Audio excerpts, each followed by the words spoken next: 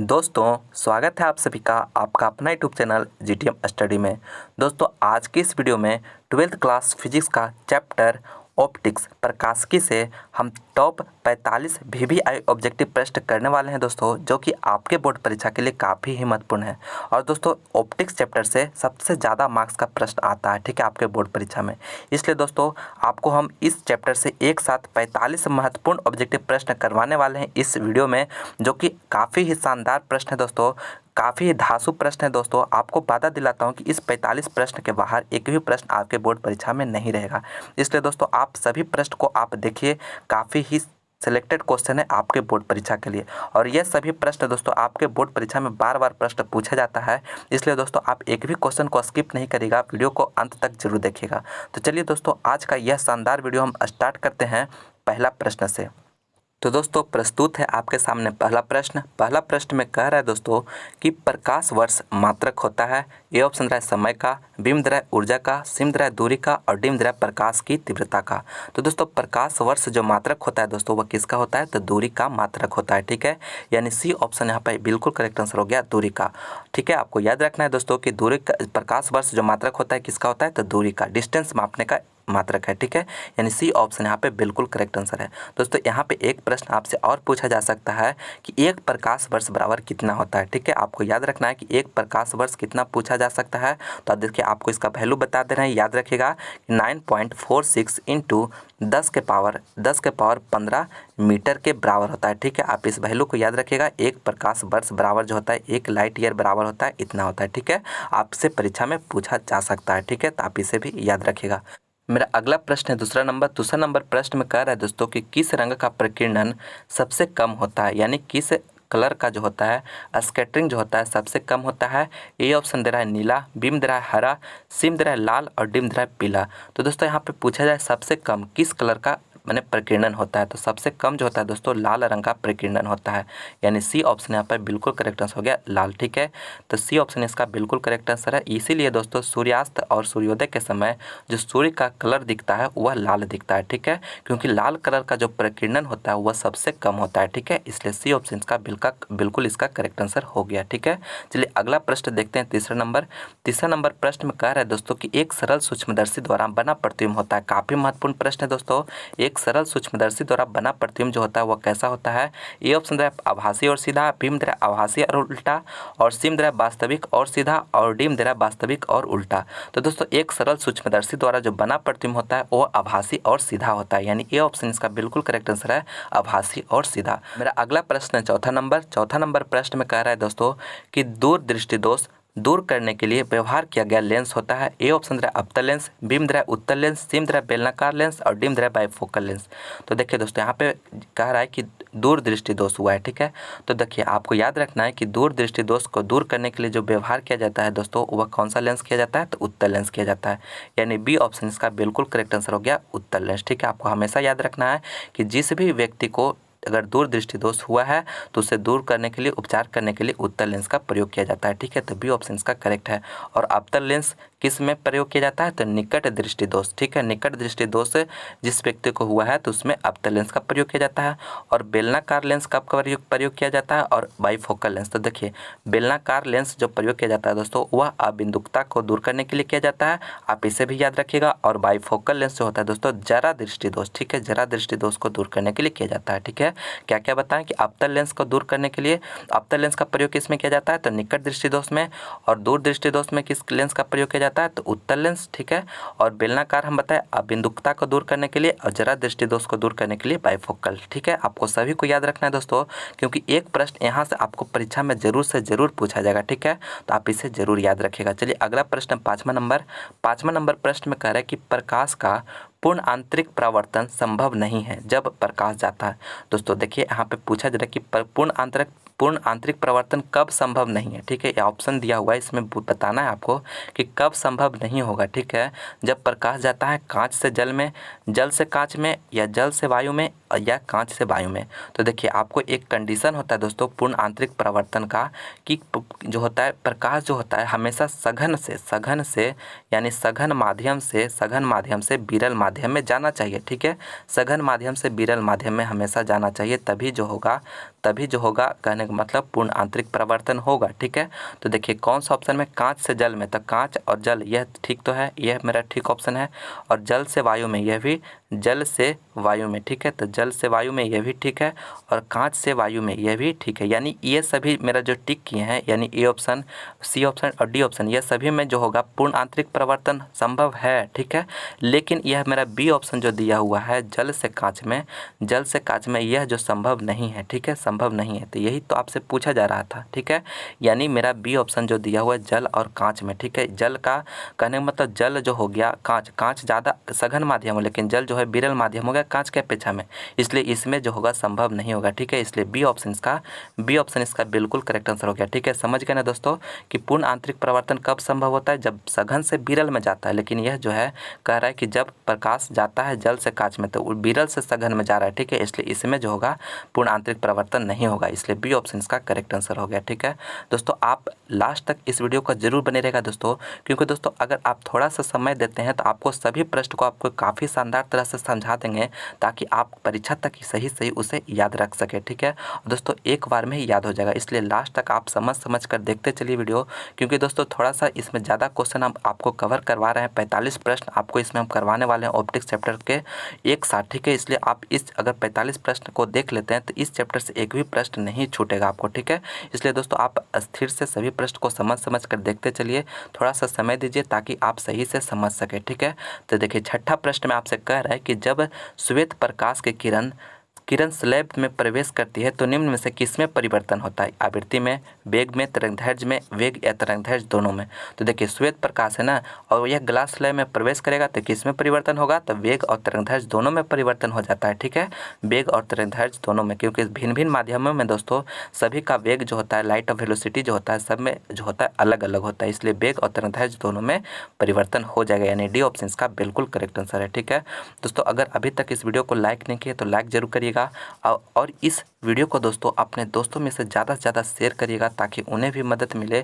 और हमारा इस GTM स्टडी चैनल को अभी तक सब्सक्राइब नहीं किया तो प्लीज़ दोस्तों चैनल को सब्सक्राइब भी जरूर कर लीजिएगा। तो चलिए अगला प्रश्न देखते हैं, 7वां नंबर में कह रहा है दोस्तों कि सूर्योदय और सूर्यास्त के समय सूर्य का रंग लाल होने का कारण। दोस्तों जस्ट अभी आपको हम पीछे बताए थे कि सूर्योदय और सूर्यास्त का समय जो होता है सूर्य का रंग कैसा दिखता है, तो लाल दिखता है। तो यह किस कारण से होता है, परावर्तन के कारण से, अपवर्तन के कारण से, या छितराव यानी स्कैटरिंग के कारण से, या इनमें से कोई नहीं।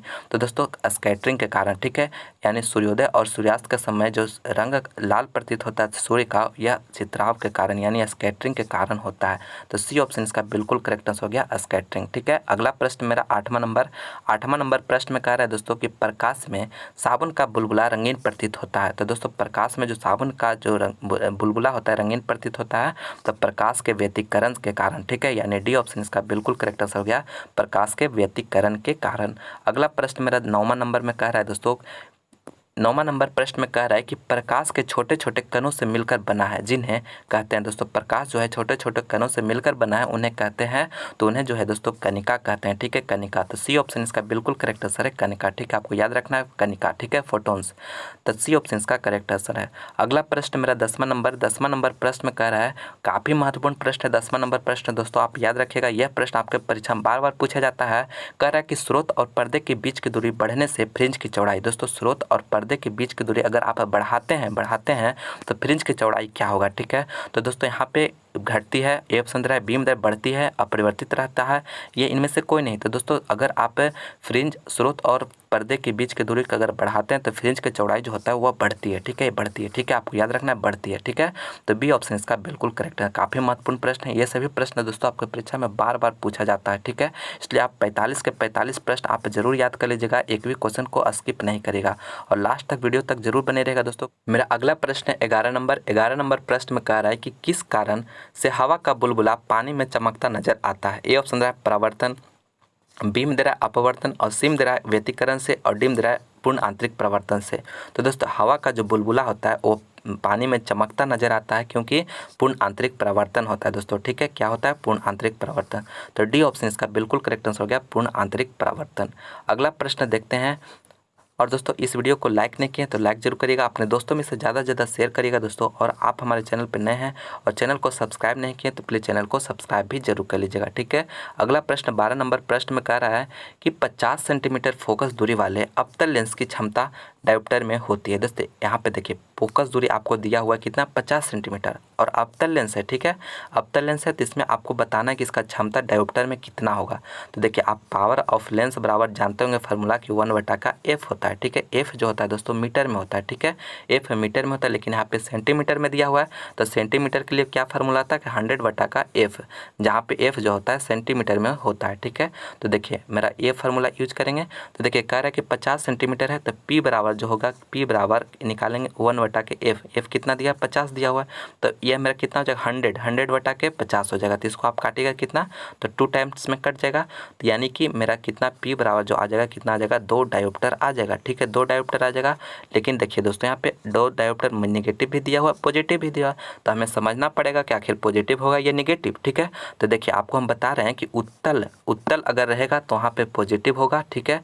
उत्तल लेंस रहेगा तो वहाँ पे पॉजिटिव, लेकिन यहाँ पे अवतल दिया हुआ है तो यहाँ पे फोकस दूरी जो होता है यानी क्षमता जो होता है इसका नेगेटिव होता है, ठीक है, नेगेटिव, इसलिए यहाँ पे माइनस लग जाएगा। तो कौन सा ऑप्शन हो जाएगा, बी ऑप्शन हो जाएगा, ठीक है। आपको क्या बताएं दोस्तों कि अब पी बराबर जो होता है 100/f हो जाएगा, तो 100 की एफ कितना 50, तो दोनों के कट के आ गया 2, ठीक है। 2 डायोप्टर आ गया। तो यहाँ पे अवतल लेंस है ना, तो अवतल लेंस के लिए क्या हो जाता है, इसका फोकस दूरी नेगेटिव होगा तो क्षमता भी नेगेटिव ही होगा, तो इसलिए -2 डायोप्टर इसका करेक्ट आंसर हो जाएगा। यही अगर उत्तल लेंस रहता है तो वहाँ पे +2 डायोप्टर हो जाता है, ठीक है। आपको कंफ्यूज नहीं होना है, आपको सभी पॉइंट को ध्यान रखना है ताकि आप एग्जाम में सही आंसर करके आप ज़्यादा से ज़्यादा मार्क्स गेन करें, ठीक है।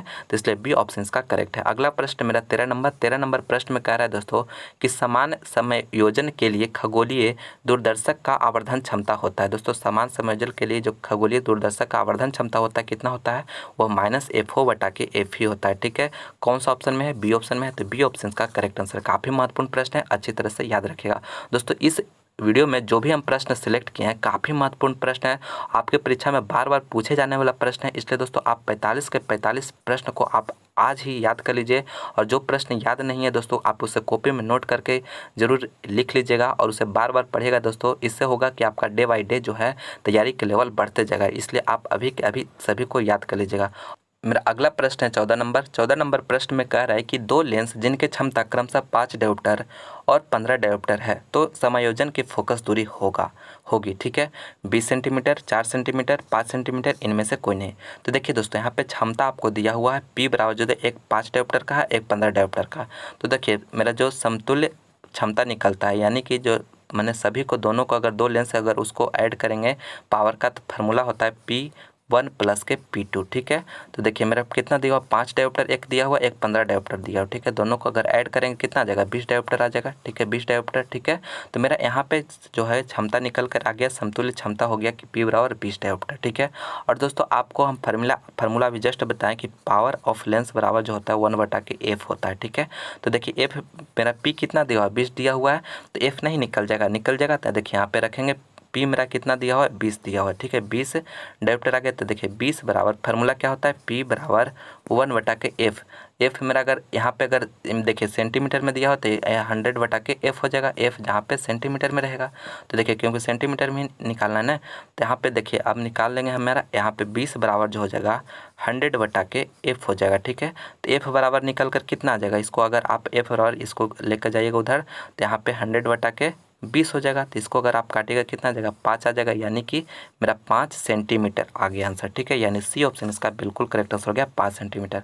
कुछ नहीं दोस्तों, आपको क्या किया है दोनों को ऐड कर देना है, तो ऐड करके कितना आ गया 20 डायोप्टर आ गया। यह मेरा जो है दोनों लेंस का क्षमता को हम जोड़ लिए, ठीक है। और मेरा फार्मूला होता है P = 1/f।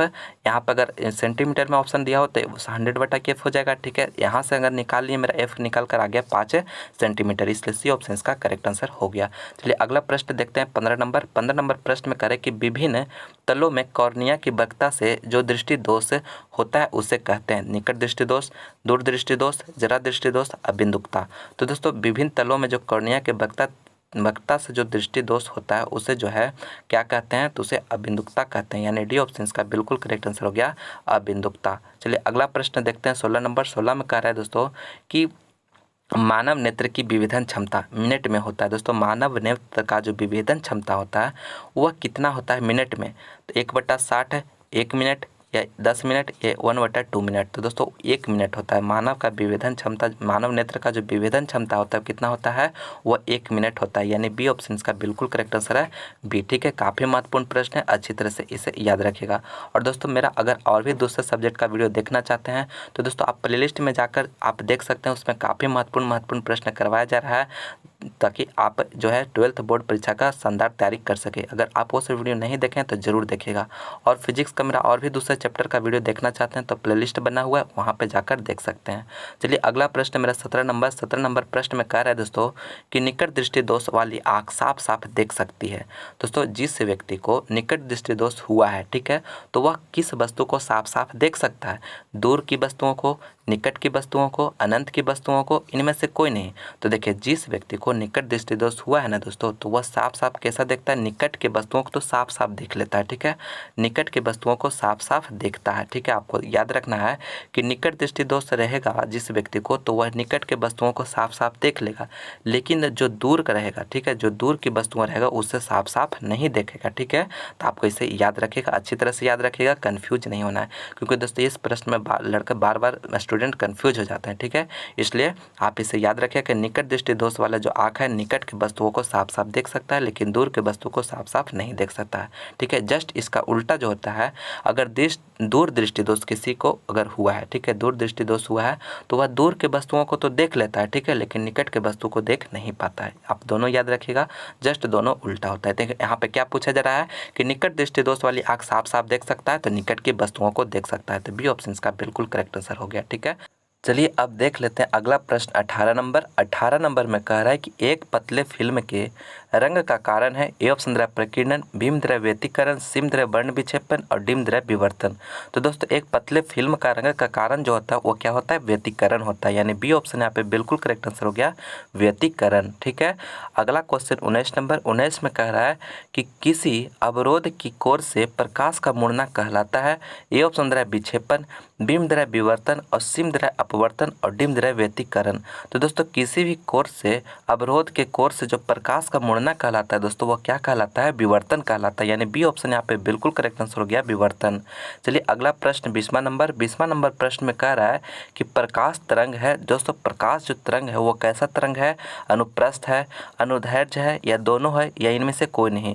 तो दोस्तों प्रकाश तरंग जो होता है, जो लाइट वेव होता है दोस्तों, वह अनुप्रस्थ तरंग है। ठीक है, यानी ट्रैवर्स वेव है। ठीक है, ए ऑप्शन यहाँ पे इसका बिल्कुल करेक्ट आंसर हो गया, अनुप्रस्थ। ठीक है, आपको याद रखना है दोस्तों कि प्रकाश तरंग जो होता है अनुप्रस्थ तरंग होता है, यानी ए ऑप्शन यहाँ पे बिल्कुल करेक्ट आंसर है। अगला क्वेश्चन 21 में कह रहा है दोस्तों कि समतल दर्पण की वक्रता त्रिज्या होती है, समतल दर्पण की वक्रता त्रिज्या होती है ए ऑप्शन द्रव्य 0, बीम द्रव्य अनंत और सीम द्रव्य 10 सेंटीमीटर और डीम द्रव्य 20 सेंटीमीटर। यानी समतल दर्पण जो होता है दोस्तों उसका आपको वक्रता त्रिज्या पूछा जा रहा है। ठीक है, तो दोस्तों समतल दर्पण जो होता है यह एक प्लेन मिरर, यानी प्लेन मिरर का जो होता है वह वक्रता त्रिज्या जो होता है दोस्तों वह अनंत होता है। ठीक है, अनंत, यानी बी ऑप्शन यहाँ पे इसका बिल्कुल करेक्ट आंसर हो गया, अनंत। और दोस्तों समतल दर्पण द्वारा कैसा प्रतिबिंब बनता है? तो समतल दर्पण द्वारा जब प्रतिबिंब बनता है दोस्तों हमेशा सीधा बनता है और वस्तु के बराबर बनता है। ठीक है, वस्तु के इक्वल ही बनता है। ठीक है, ये भी आप याद रखिएगा। ठीक है, साथ में आपसे क्वेश्चन पूछ सकता है कि समतल दर्पण द्वारा बना प्रतिबिंब होता है तो सीधा और वस्तु के बराबर होता है। ठीक है, आप हमेशा याद रखिएगा। और इसमें पूछा जा रहा था कि वक्रता त्रिज्या होता है तो इसका अनंत होता है, तो बी ऑप्शन यहाँ पे करेक्ट है। अगला क्वेश्चन 22 में कह रहा है कि निर्वात में प्रकाश का वेग c है, कांच में इसका मान होगा। दोस्तों निर्वात में यहाँ पे आपको दिया हुआ कि निर्वात में प्रकाश का वेग जो है c दिया हुआ है। ठीक है, तो कांच में इसका जो होगा, कांच में इसका मान जो होगा वह क्या होगा? तो दोस्तों आप कांच का अपवर्तनांक जानते होंगे, कांच का अपवर्तनांक कितना होता है? तो कांच का अपवर्तनांक आप जानते होंगे दोस्तों कि वह कितना होता है? 3/2 होता है। ठीक है, यानी कि इसको 3/2 हम जानते हैं कि कांच का अपवर्तनांक होता है। और देखिए यहाँ पे आप जानते होंगे फार्मूला दोस्तों कि μ होता है, वह क्या होता है? c/v होता है। ठीक है, तो यहाँ पे हमें देखिए सी क्या दिया, निर्वात में चाल, और ये भी जो होता है जिस माध्यम में हम निकालना है उसका चाल। ठीक है, तो वह मेरा अपवर्तनांक का फार्मूला आ जाता है। तो यह मेरा इसी फार्मूला से देखिए निकालते हैं। तो देखिए मेरा कांच का अपवर्तनांक कितना दिया हुआ है? 3/2 2 होता है हम जानते हैं, और मेरा C यहाँ निर्वात का चाल C दिया हुआ है बटा के V, ठीक है। तो इसी को अगर आप क्रॉस मल्टीप्लिकेशन कीजिएगा तो इसका कहने का मतलब तिरछा तिरछे गुना कीजिएगा तो कितना आ जाएगा, तो देखिए V बराबर मेरा निकल के आ जाएगा, कितना आ जाएगा, V बराबर निकल के आ जाएगा 2C बटा के 3 आ जाएगा। तो देखिए कौन सा ऑप्शन में दे रहा है, मेरा बी ऑप्शन में दे रहा है। तो बी ऑप्शन यहाँ पे इसका बिल्कुल करेक्ट आंसर हो जाएगा 2C बटा के 3, ठीक है। समझे क्या हम बताया कि ये मेरा फार्मूला हो गया, और यह मेरा कांच का अपवर्तनांक आपको हम पहले क्वेश्चन में करवाए हैं दोस्तों कि कांच का अपवर्तनांक कितना होता है, तो 3 बटा के 2 यानी 1.5 होता है, ठीक है, 1.5 होता है, ठीक है। तो इसी को भागा दीजिएगा तो 1.5 आ जाएगा। तो यहाँ पे म्यू बराबर हम देखिए इतना धर दिए 3 बटा के 2 और C बटा के V, और V बराबर हम देखिए V को अगर इधर लेके चले जाएंगे बराबर के उस साइड, और इसको देखिए इधर आ जाएगा तो 2C बटा के 3 हो जाएगा, ठीक है। इसी से मेरा निकल कर आ गया, तो ऑप्शन हमें मिल गया, बी ऑप्शन दिया हुआ, तो बी ऑप्शन इसका करेक्ट आंसर हो जाएगा।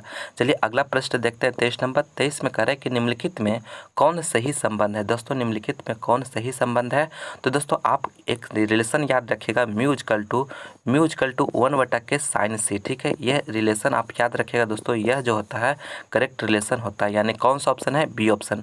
तो बी ऑप्शन यहाँ पे इसका बिल्कुल करेक्ट आंसर हो गया, यानी म्यू इक्वल टू 1 बटा के साइन C, जहाँ म्यू जो है दोस्तों यह अपवर्तनांक है यानी रिफ्रैक्टिव इंडेक्स है, और C जो होता है दोस्तों यह क्या होता है, C हो जाता है जो वह क्रांतिक कोण होता है, ठीक है, क्रिटिकल एंगल होता है, ठीक है। दोनों में रिलेशन जो होता है दोस्तों म्यू इक्वल टू 1 बटा के साइन C, यानी बी ऑप्शन यहाँ पे इसका करेक्ट आंसर है। काफ़ी महत्वपूर्ण प्रश्न है, अच्छी तरह से याद रखिएगा। अगला क्वेश्चन मेरा 24 नंबर। 24 में कह रहा है कि पतले प्रिज्म में, दोस्तों पतले प्रिज्म में जो होता है क्या रिलेशन होता है, तो दोस्तों पतले प्रिज्म में जो होता है डेल एम बराबर जो होता है म्यू माइनस 1 इंटू ए होता है। ये रिलेशन जो होता है पतले थिन प्रिज्म के लिए यह रिलेशन होता है, ठीक है। तो देखिए कौन सा ऑप्शन में दे रहा है, ए ऑप्शन में दे रहा है, तो ए ऑप्शन यहाँ पे इसका बिल्कुल करेक्ट आंसर हो जाएगा, डेल एम बराबर जो होता है म्यू माइनस 1 इंटू ए, ठीक है। ए ऑप्शन यहाँ इसका करेक्ट आंसर है। दोस्तों अगर आप मेरा और भी दूसरा सब्जेक्ट का वीडियो देखना चाहते हैं तो लिंक डिस्क्रिप्शन में है दोस्तों, या नहीं था आप हमारे प्लेलिस्ट में जाकर देख सकते हैं, वो सभी वीडियो को काफ़ी महत्वपूर्ण प्रश्न कराया गया है, तो आप उसे भी जरूर देखिएगा। और दोस्तों फिजिक्स का आप चैप्टर वाइज और दूसरे चैप्टर का वीडियो देखना चाहते हैं तो हमारा प्लेलिस्ट बना हुआ है, सभी चैप्टर वाइज आपको काफ़ी महत्वपूर्ण प्रश्न करवा रहे हैं दोस्तों, तो आप उसे जरूर देखिएगा।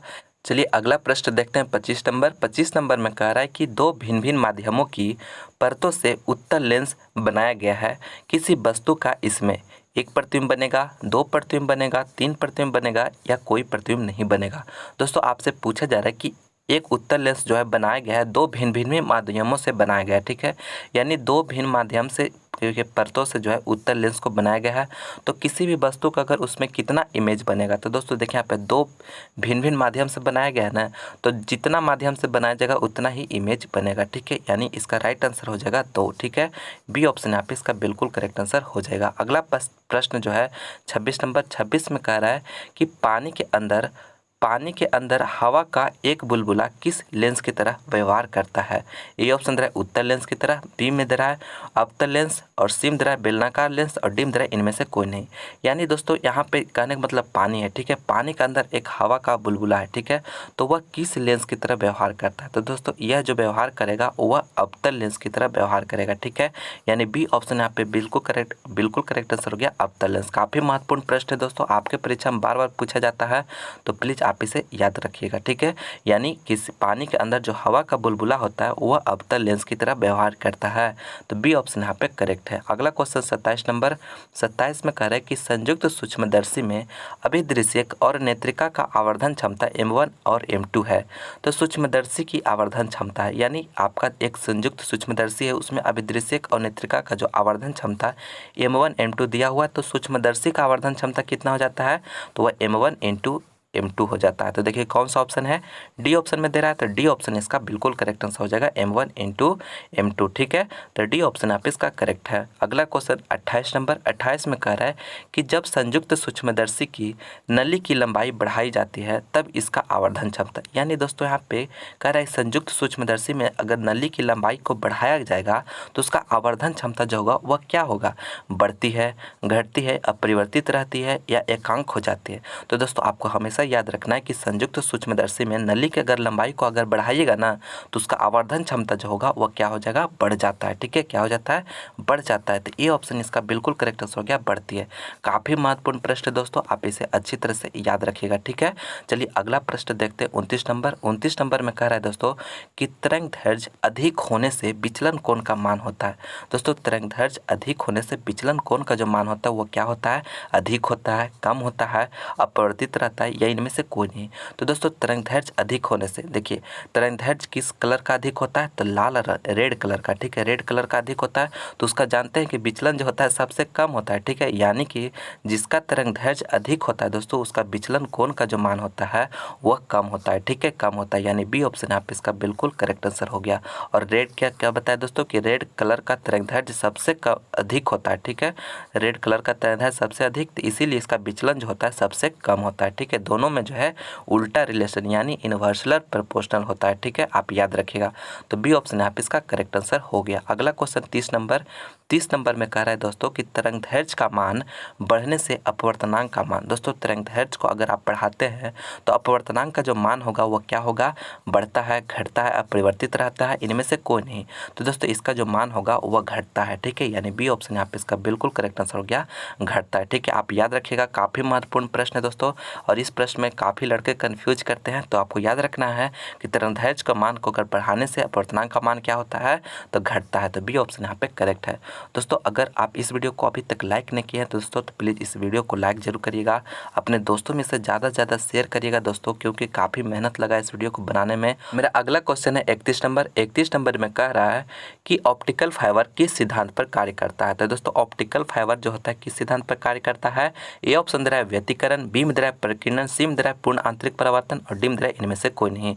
तो दोस्तों ऑप्टिकल फाइबर जो होता है वह पूर्ण आंतरिक परावर्तन पे कार्य करता है। ठीक है, यानी सी ऑप्शन यहाँ पे बिल्कुल करेक्ट आंसर हो गया, पूर्ण आंतरिक परावर्तन। ठीक है, आपको याद रखना है दोस्तों कि ऑप्टिकल फाइबर जो होता है किस सिद्धांत पर कार्य करता है, तो पूर्ण आंतरिक परावर्तन पे कार्य करता है।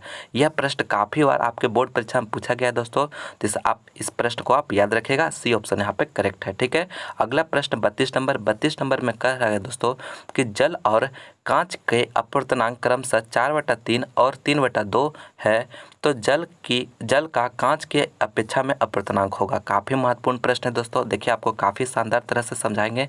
कह रहा है कि देखिए जल का जो अपवर्तनांक दिया हुआ है ना वो 4/3 है। ठीक है, और कांच का कितना है, 3/2 है।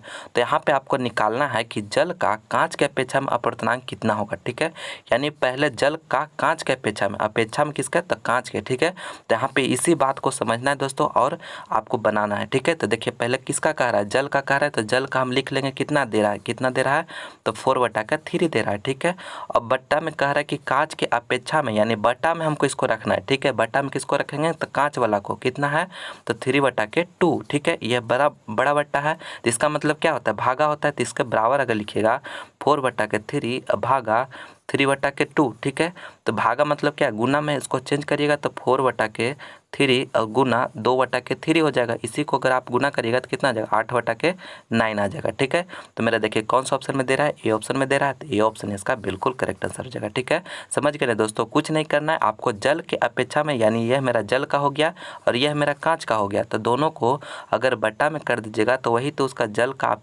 का कांच की अपेक्षा का अपवर्तनांक हो जाएगा, यानी कि 8/9 ही मेरा इसका राइट आंसर हो गया। ठीक है, ये ऑप्शन यहाँ पे इसका, ये ऑप्शन इसका करेक्ट आंसर हो गया। यही दोस्तों अगर आपको पलट देगा तो उसको पलट के हम बनाएंगे। ठीक है, कंफ्यूज नहीं होना है, यहाँ पे आप अच्छा तरह से इस पॉइंट को आप समझिएगा। ठीक है, तो ये ऑप्शन यहाँ पर करेक्ट आंसर हो गया। अगला क्वेश्चन मेरा 33 में कह रहा है कि निम्नलिखित में किस तरंग की तरंग दैर्ध्य न्यूनतम होता है। दोस्तों किस तरंग की तरंग दैर्ध्य न्यूनतम होता है, तो दोस्तों गामा रे का जो तरंग दैर्ध्य होता है दोस्तों वह सबसे कम होता है। ठीक है, इसका याद रखिएगा, गामा रे। ठीक है, तो सी ऑप्शन यहाँ पे इसका बिल्कुल करेक्ट आंसर हो गया, गामा रे। अगला क्वेश्चन 34 में कह रहा है कि ऑप्टिकल पाथ बराबर होता है। काफ़ी महत्वपूर्ण प्रश्न है दोस्तों, ऑप्टिकल पाथ जो बराबर होता है वह किसके बराबर होता है, तो वह अपवर्तनांक गुने पथ की लंबाई का। ठीक है, अपवर्तनांक गुने पथ की लंबाई के बराबर होता है। ठीक है, यानी बी ऑप्शन यहाँ पे इसका बिल्कुल करेक्ट आंसर हो गया, अपवर्तनांक गुने पथ की लंबाई। अगला क्वेश्चन मेरा 35 में कह रहा है दोस्तों कि कांच का अपवर्तनांक करीब होता है। कांच का अपवर्तनांक करीब होता है। तो दोस्तों अभी जस्ट आपको पीछे बताए कितना बताए थे 3/2 यानी कि इसी के बराबर 1/5। तो देखिए कौन सा ऑप्शन में है, बी ऑप्शन में दे रहा है। तो बी ऑप्शन है इसका करेक्ट आंसर हो जाएगा, बी ऑप्शन इसका करेक्ट आंसर हो जाएगा। यानी कांच का अपवर्तनांक जो होता है वो 1/5 होता है। और 1 किसका होता है दोस्तों, तो 1 जो होता है एयर का होता है, आप इसे याद रखिएगा। और 2.42 किसका होता है, तो डायमंड का होता है। ठीक है, किसका होता है, डायमंड का होता है, आप इसे याद रखिएगा, डायमंड का। ठीक है, डायमंड का। और इसका यह 1.33 किसका होता है, तो यह वाटर का होता है। ठीक है, वाटर का। ठीक है, आप इसे भी याद रखिएगा। आपको हम 4 बता रहे हैं दोस्तों, सभी को याद रखिएगा, सभी परीक्षा के लिए काफ़ी महत्वपूर्ण है। ठीक है, एयर के लिए यानी हवा के 1.5 और कांच का हो गया एयर का कितना बताएं, 1 बताएं। और 1.5 जो बताएं दोस्तों वह किसका बताएं, कांच का।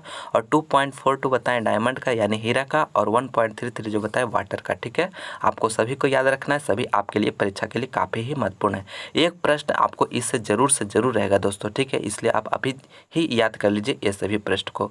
चलिए अगला प्रश्न मेरा 36 नंबर 36 में कह रहा है कि प्रकाश के रंग का पता लगाया जाता है। प्रकाश का जो रंग होता है दोस्तों वह किससे पता लगाया जाता है, प्रकाश वायु में प्रकाश के वेग से, आयाम से, ध्रुवन की स्थिति से या आवृत्ति से। तो दोस्तों प्रकाश का रंग जो पता लगाया जाता है वो आवृत्ति से लगाया जाता है, यानी मेरा डी ऑप्शन यहाँ पे इसका बिल्कुल करेक्ट आंसर हो गया, आवृत्ति से। अगला क्वेश्चन मेरा 37 नंबर 37 में कह रहा है दोस्तों कि एक वर्णीय प्रकाश एक माध्यम से दूसरे माध्यम में जाता है तो परिवर्तन नहीं होता है इसके, परिवर्तन नहीं होता है इसके, यानी एक माध्यम से दूसरे माध्यम में जा रहा है दोस्तों, तो किस चीज़ में परिवर्तन नहीं होगा, यह प्रश्न आपसे पूछा जा रहा है।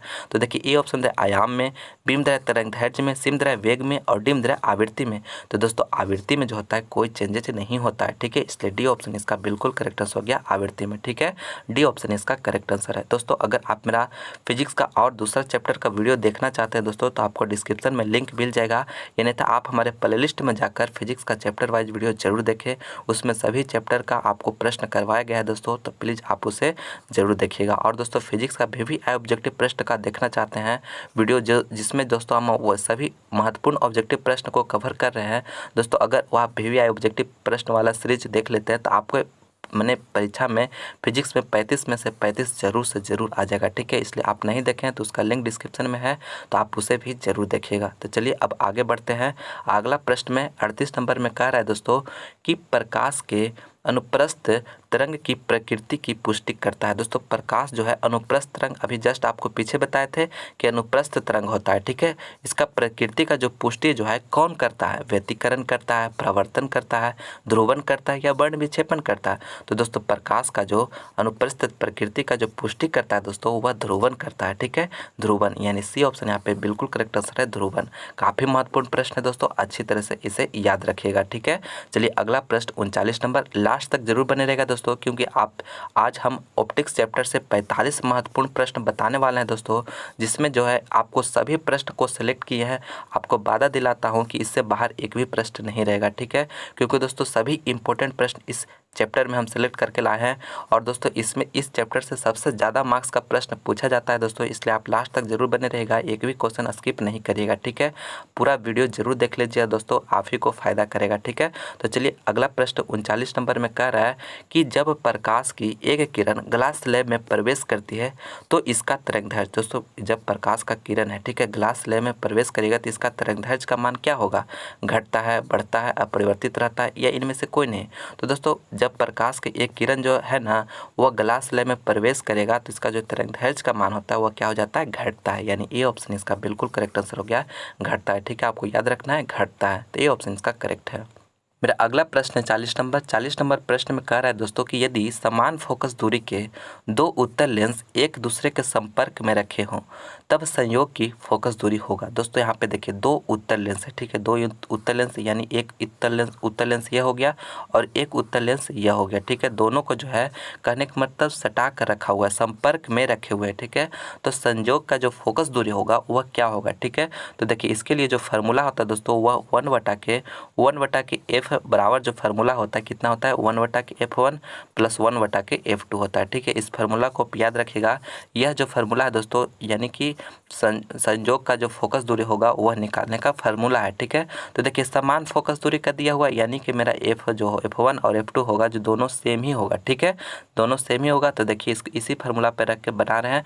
तो देखिए 1/के इसको कैपिटल F मान लेते हैं। ठीक है, यह F प्लस 1/F हो गया। ठीक है, तो दोनों को अगर आप इसको कहने मतलब भिन्न यहाँ पे एलसीएम लीजिएगा तो F हो गया और 1 प्लस 1 यानी कि 1/F बराबर जो कैपिटल F बराबर जो हो गया वो कितना हो गया 2/F। इसी को अगर आप क्रॉस मल्टीप्लिकेशन कीजिएगा तो कैपिटल F बराबर क्या आ जाएगा F/2 आ जाएगा। ठीक है, तो देखिए कौन सा ऑप्शन में दे रहा है, मेरा सी ऑप्शन में दे रहा है, तो सी ऑप्शन इसका बिल्कुल करेक्ट आंसर हो जाएगा। ठीक है, बस दोस्तों आपको इस फार्मूला को याद रखना है। ठीक है, यहीं से आपका बन जाएगा क्योंकि दोनों का समान फोकस दूरी दिया हुआ है तो दोनों F धर दिए। ठीक है, यहाँ से निकल कर हमें आ गया आंसर। ठीक है, यानी सी ऑप्शन इसका बिल्कुल करेक्ट आंसर हो गया F/2। ठीक है, तो सी ऑप्शन इसका करेक्ट है। अगला क्वेश्चन देखते हैं 41 नंबर में कह रहा है कि यदि दो कला संबंध स्रोतों के बीच की दूरी 2D हो और प्रकाश का तरंगदैर्घ्य लैम्डा हो तथा स्रोत से पर्दे के बीच की दूरी d हो तो फ्रिंज की चौड़ाई। दोस्तों फ्रिंज की चौड़ाई का फॉर्मूला क्या होता है लैम्डा d/2d। ठीक है, यानी ए ऑप्शन का बिल्कुल करेक्ट आंसर हो गया लैम्डा d/के। आपको याद रखना है दोस्तों फ्रिंज की चौड़ाई बराबर जो होता है लैम्डा d/2d होता है। ठीक है, फ्रिंज का चौड़ाई बराबर, तो यानी ए ऑप्शन का बिल्कुल करेक्ट आंसर। काफ़ी महत्वपूर्ण प्रश्न है, अच्छी तरह से याद रखिएगा। अगला प्रश्न 32 में कह रहा है कि ध्रुवन के ब्यूस्टर के नियम से स्पष्ट है कि ध्रुवन का कोण किस पर निर्भर करता है। यानी ध्रुवन का जो ब्यूस्टर का नियम है दोस्तों इससे स्पष्ट है कि ध्रुवन का जो कोण होता है वह किस पर निर्भर करता है, प्रकाश के तरंगदैर्घ्य पर, प्रकाश के आवृत्ति पर, प्रकाश के आयाम पर, इनमें से कोई नहीं। तो दोस्तों ध्रुवन का जो ब्यूस्टर का नियम है वह ध्रुवन का किस पर निर्भर करता है, तो वह प्रकाश के तरंगदैर्घ्य पर निर्भर करता है। यानी ए ऑप्शन इसका बिल्कुल करेक्ट आंसर हो गया प्रकाश के तरंगदैर्घ्य पर। ए ऑप्शन इसका बिल्कुल करेक्ट है। काफ़ी महत्वपूर्ण प्रश्न है, अच्छी तरह से इसे याद रखिएगा। अगला क्वेश्चन मेरा 43 में कह रहा है दोस्तों कि प्राथमिक रंग का उदाहरण है। दोस्तों प्राथमिक रंग का उदाहरण है, यह प्रश्न काफ़ी महत्वपूर्ण प्रश्न है, बार बार आपके परीक्षा में पूछा जाता है दोस्तों। तो आप याद रखिएगा जो प्राथमिक कलर यानी प्राइमरी कलर का जो उदाहरण एग्जाम्पल होता है वह कौन कौन होता है, वह लाल हरा नीला। ठीक है, आपको याद रखना है BGR, बी से हो गया ब्लू और जी से हो गया ग्रीन और आर से हो गया रेड। ठीक है, तो मेरा बी ऑप्शन इसका बिल्कुल करेक्ट आंसर हो गया लाल हरा नीला। ठीक है, प्राथमिक रंग का उदाहरण जो होता है वह लाल हरा नीला होता है। बी ऑप्शन इसका करेक्ट है। नेक्स्ट क्वेश्चन 44 नंबर में प्रश्न में कह रहा है कि द्वितीयक इंद्रधनुष प्राथमिक इंद्रधनुष से होता है। ए ऑप्शन दे रहा है धुंधला, बी में दे रहा है साफ, सी में दे रहा है दोनों और डी में दे रहा है इनमें से कोई नहीं। तो दोस्तों इंद्रधनुष जो होता है दो प्रकार का होता है। पहला प्रकार हो गया प्राथमिक इंद्रधनुष और दूसरा प्रकार जो हो गया दोस्तों द्वितीयक इंद्रधनुष। ठीक है, आप पहला ये हो गया, यह दूसरा हो गया। ठीक है, तो दोस्तों प्राथमिक इंद्रधनुष जो होता है वह ज़्यादा साफ दिखता है। ठीक है, ज़्यादा साफ दिखता है। आपको याद रखना है प्राथमिक इंद्रधनुष जो होता है काफ़ी ही साफ दिखता है द्वितीयक इंद्रधनुष के अपेक्षा में, यह थोड़ा सा धुंधला दिखता है। ठीक है, द्वितीयक इंद्रधनुष जो होता है दोस्तों थोड़ा सा धुंधला दिखता है प्राथमिक इंद्रधनुष के अपेक्षा में। ठीक है, और दोस्तों आप एक पॉइंट याद यहाँ पे और रखिएगा, जो इंद्रधनुष बनता है, इंद्रधनुष जो बनता है दोस्तों सूर्य के अपोजिट बनता है। ठीक है, यानी सूर्य का अपोजिट बनता है हमेशा। इस पॉइंट को आप याद रखिएगा, प्रश्न में आपसे पूछ सकता है कि इंद्रधनुष जो बनता है सूर्य के किस डायरेक्शन में बनता है, सूर्य के मैंने अपोजिट डायरेक्शन में बनता है। ठीक है, उल्टा डायरेक्शन में विपरीत दिशा में बनता है। ठीक है, आपको याद रखना है। तो दोस्तों इस प्रश्न में आपको देखिए पूछा जा रहा है कि द्वितीयक इंद्रधनुष प्राथमिक इंद्रधनुष से होता है, तो दोस्तों अभी जस्ट बताएं कि धुंधला होता है। ठीक है, इसके अपेक्षा में यह प्राथमिक इंद्रधनुष के अपेक्षा में यह धुंधला होता है, यानी ए ऑप्शन का बिल्कुल करेक्ट आंसर हो। ठीक है, तो ये ऑप्शन का करेक्ट हो गया। अगला क्वेश्चन मेरा 45 नंबर प्रश्न में कह रहा है दोस्तों कि श्वेत प्रकाश मुख्यतः कितने रंगों का मिश्रण है, 5 रंगों का, 6 रंगों का, 7 रंगों का, 8 रंगों को। तो दोस्तों आप इस प्रश्न का आंसर आप हमें कमेंट करके बताइए कि इसका राइट आंसर क्या होगा। ठीक है, उसका रिप्लाई हम जरूर करेंगे। और दोस्तों यह वीडियो आपको कैसा लगा आप हमें कमेंट करके बताइएगा, ताकि और अगला चैप्टर हम बना के लाएँ दोस्तों, तो आपके लिए और बेहतर बना के लाएँ, ताकि आप हमें एक अच्छा सा कमेंट जरूर करिएगा, ताकि हम और मोटिवेट होकर आपके लिए अच्छे अच्छे वीडियो बनाकर लाएँ। ठीक है, तो आप कैसा लगा यह वीडियो ज़रूर बताइएगा और इस प्रश्न का आंसर भी हमें कमेंट बॉक्स में कमेंट करके बताइएगा। ठीक है, आपका कमेंट का इंतजार रहेगा दोस्तों, आप कमेंट जरूर करिएगा। तो चलिए दोस्तों, यह वीडियो में हम ऑप्टिक्स चैप्टर से 45 महत्वपूर्ण ऑब्जेक्टिव प्रश्न करवाए हैं दोस्तों। और दोस्तों इस 45 ऑब्जेक्टिव प्रश्न अगर आप याद कर लेते हैं ना तो आपके इस चैप्टर से एक भी प्रश्न नहीं छूटेगा। ठीक है, तो प्लीज़ आप सभी क्वेश्चन को याद कर लीजिएगा और जो प्रश्न आपको याद होगा तो ठीक है, और जो नहीं याद होगा दोस्तों आप उसे कॉपी में नोट करके ज़रूर याद कर लीजिएगा। तो चलिए दोस्तों, फाइनली हम 45 महत्वपूर्ण ऑब्जेक्टिव प्रश्न कवर कर चुके हैं। तो दोस्तों मैं उम्मीद करता हूँ कि यह वीडियो आपको पसंद आएगा, तो प्लीज़ इस वीडियो को लाइक करें, अपने दोस्तों में से ज़्यादा से ज़्यादा शेयर करें दोस्तों। और आप हमारे चैनल पर नए हैं तो प्लीज़ चैनल को सब्सक्राइब करके बेल आइकन भी प्रेस कर लीजिएगा, ताकि आने वाले वीडियो का नोटिफिकेशन सबसे पहले आप ही को मिले। तो चलिए दोस्तों, आप लोग इसी तरह से मन लगाकर पढ़ाई करते रहिए। चलिए हम मिलते हैं अगले वीडियो में। जय हिंद, जय भारत।